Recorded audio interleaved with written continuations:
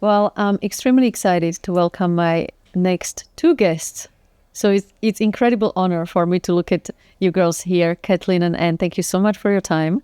Because one of the reasons why I'm sitting here is because of you. Because of the ways you inspire me in so many ways. But once again, thank you so much for coming. Thank you so much for inviting us. It's such a pleasure and an honor to be here. So I have so many ways I would like to make this conversation. But let me start with saying it is a privilege to be able to share all your knowledge and information we have now about, let's start with nutrition's recovery, fitness approach, longevity of the women's tennis, and also the fact that it is the best sport in the world to do for our life in general. Kathleen, how proud are you where WTA stands these days? I am so proud of what the WTA has invested for the players, and they just continue to do so. We've been able to advance throughout the years and continue to offer the latest in our field of science or sports medicine for the players. And the players have always told us what it took for them to get there and what they need from us to stay there. So that's a true honor. We are going back to the days when, you were there in person with the first physio rooms, yes. Trying to help players to get through the matches, fixing their injuries, trying to help them how to recover for the next match. Have you ever thought that you would be sitting here being able to say the progress WTA has made thanks to you? It's truly been such a team effort with the input of the athletes, with the input of the leadership of the WTA and our partners. It's truly been a team effort to do so, but it's truly exciting that we've been able to bring the latest in sports medicine to our arena, advancing women's health, and not only for the athletes, but sharing it out for women worldwide. Talking about women worldwide and everything that Foundation is doing around the globe, focusing on women's health, what are some of your proudest moments so far in your career as the we have to live again. And talking about women's health and everything the WTA is bringing worldwide off the court, what are some of your proudest moments for what the Foundation is doing these days? Well, first of all, thank you for having me. And you're a big part of that, too, being an inspiration as a person on and off the court and a leader in that, because you sit on our WTA Foundation board and have been an amazing inspiration to so many. You know, ironically, I actually started working at the WTA under Kathleen in sports sciences and medicine. No way. I did not know that. Yeah. And Kathleen hired me 25 years ago. So she's been there a lot longer than me, so she has a lot of expertise in this space. But honestly, now that I oversee the WTA Foundation, that health component is the foundation of what we are trying to do for women. When we're trying to close the gap on women's health, especially in communities or countries where there's not access. And so for us, the proudest moments that we've been working on, because it's so in line with what the WTA is doing with maternal health. We have so many players now that are mothers, and we took that off court, from court to community, being the leading sport for women in the world. We wanted to join with the leaders in philanthropy, the Gates Foundation, and the leading program deliverers, which is UNICEF.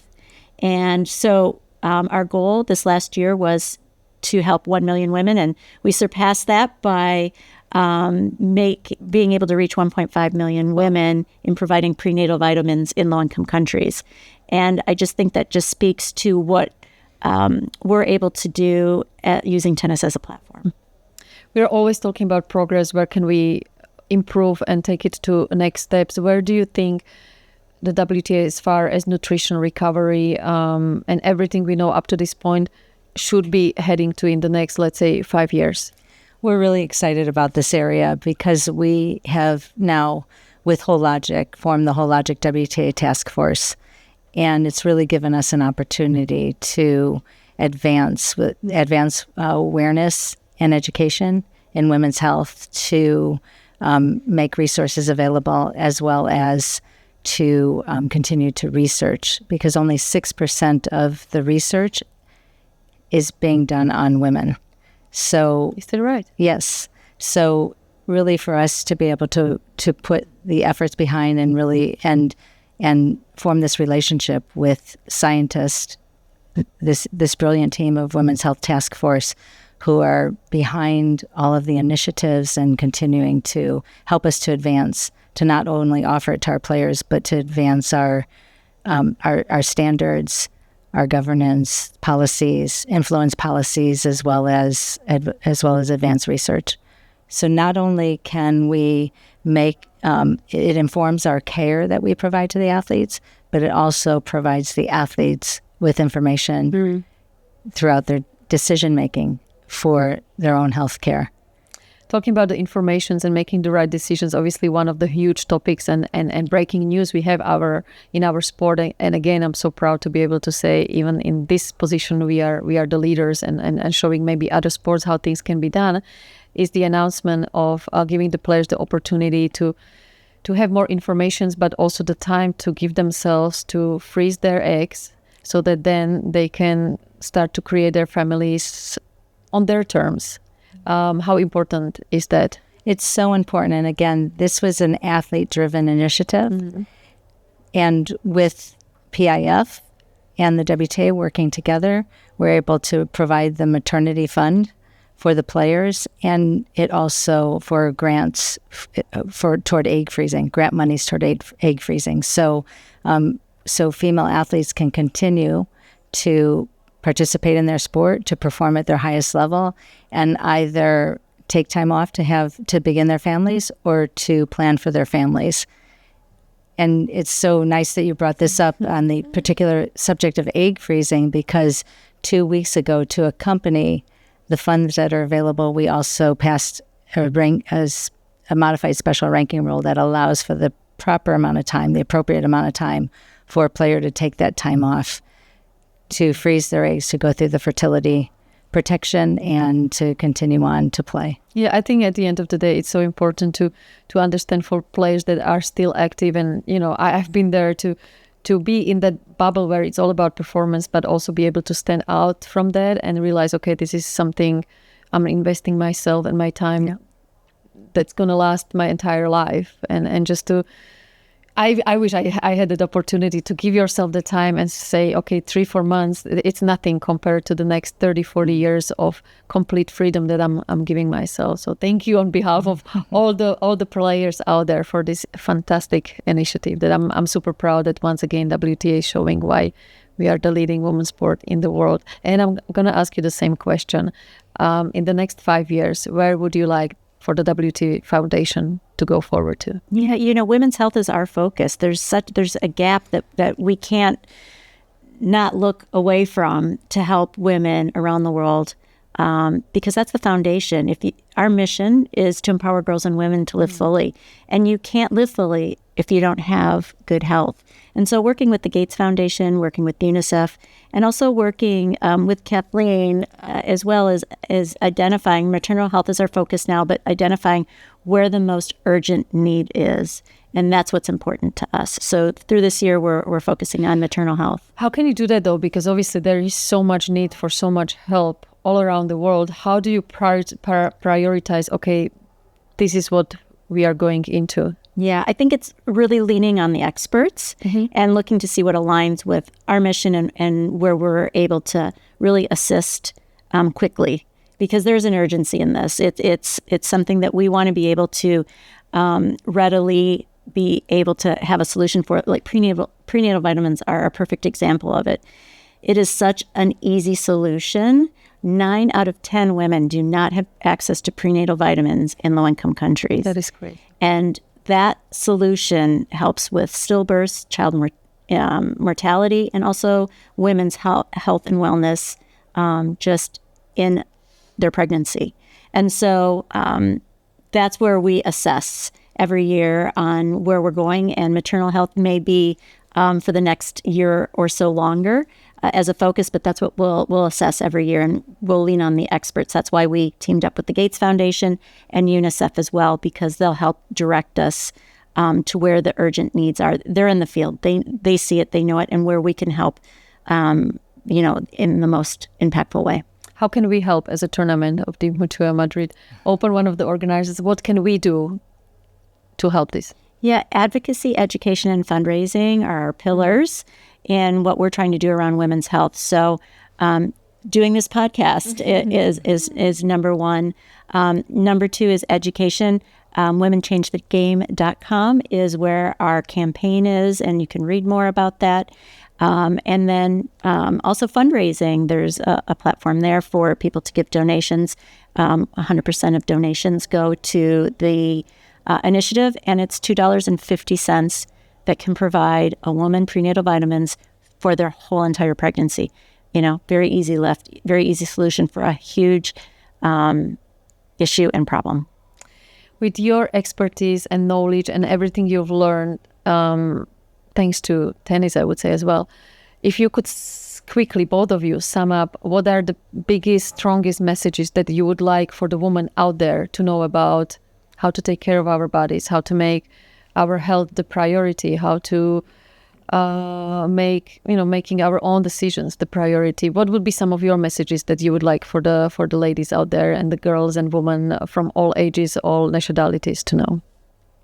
Oh, that's a very good question. I mean, first I would say, be kind to yourself. I think we always are, one, the hardest critics to ourselves, and then also give everything to everyone else. So I think it's learning to be kind to yourself and taking care of yourself as well. Mm-hmm. So just having that as a thought process, I think, is a starting point. Mm-hmm.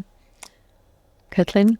Our players are such wonderful role models, mm-hmm. and annually we provide for the players, we conduct physical examinations, and they go anywhere from sports medicine to cardiology to dermatology and to women's health. Mm-hmm. And a strong message that we continuously try to deliver, and our players always send out a reminder, is get your annual physical. Mm-hmm. Early detection. Through a physical also you could receive education, and that's part of prevention. And so really being informed, take care of yourself, don't miss it. Yep. So as selfish as it may sound, our bodies and our health first. Number one. Yep. And the neat thing about that is that our players too, it's health is first, and for them to be able to perform at their optimal level. And that's not any different from any one of us as women as we to continue with an active lifestyle. So it's really the whole life cycle of a woman. From your experiences dealing with the players, what has been one of the funniest things that you realize you have to understand about the player's mentality, that sometimes it was tough to get across to us that, okay, Dani, you need to drink that protein shake 12 minutes after the match. I was like, no, I don't feel like it. Just to name a few.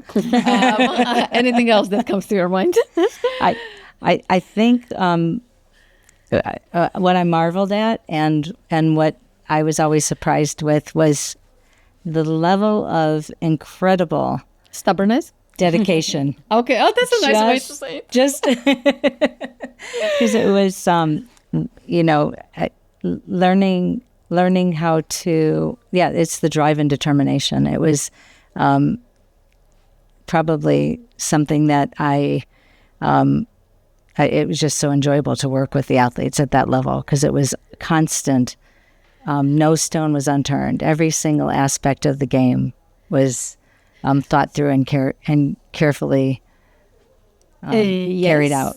And that's a compliment, so thank you. But how did you find a way to get through us with that constant dedication, meaning stubbornness, and trying to get into athletes' mind that, Dani, it's actually a time for you to realize you will have to rest for a month. Yeah. That was those are the challenges. There's no doubt about it. And I think it really was through constant education and information and awareness, and showing that by taking this time, that it's a short period of time in the long run. So your entire career is ahead of you, and this time isn't as long as it feels at the moment. And so taking the time now will allow you to really be able to perform and to reach your goals. So it's So Yeah, having I have those to say, when you conversations. told me something when I was 17, it felt like that 1 month was probably 10 years. Yeah. Now I'm the first one to say Funny how thank you you. remember these things, isn't it? Kathleen could tell you stories. Oh, well. Anyway, on the positive side, how do we take that stubbornness and dedication to everything we're doing off the court with the foundation? Well, it's definitely a driver. I mean, when we were founded by Billie Jean King, the WTA, over 50 years ago, she wanted to use sport for social change. And that's the driver. That's what we were built on. And that's what we are, trying to be, continuing to be trailblazers in other ways. It's standing on the shoulders of each generation that have built our sport and led our sport. And with that comes responsibility. And I feel like that's our responsibility at the WTA Foundation to do that in fulfilling our mission. Ladies, I feel like we could talk and sit here for the rest of the day, but you have very important missions to do, to bring tennis, women's tennis to another levels, which already is, but let's keep going because I'm so proud to be part of this process and we've got mission to do off the court. So we better leave it here. But honestly, it's been unbelievable honor. The last question I will ask you, one word if you could describe WTA Tour that makes you the most proud of? Inspiring. Dynamic. Oh, I like that. Passionate. Thank you so much. Innovation. Great trifecta. Yeah, exactly. I can't believe I have to finish this episode, but once again, so proud to have these two special ladies very close to my heart, and make sure you follow us for the next one.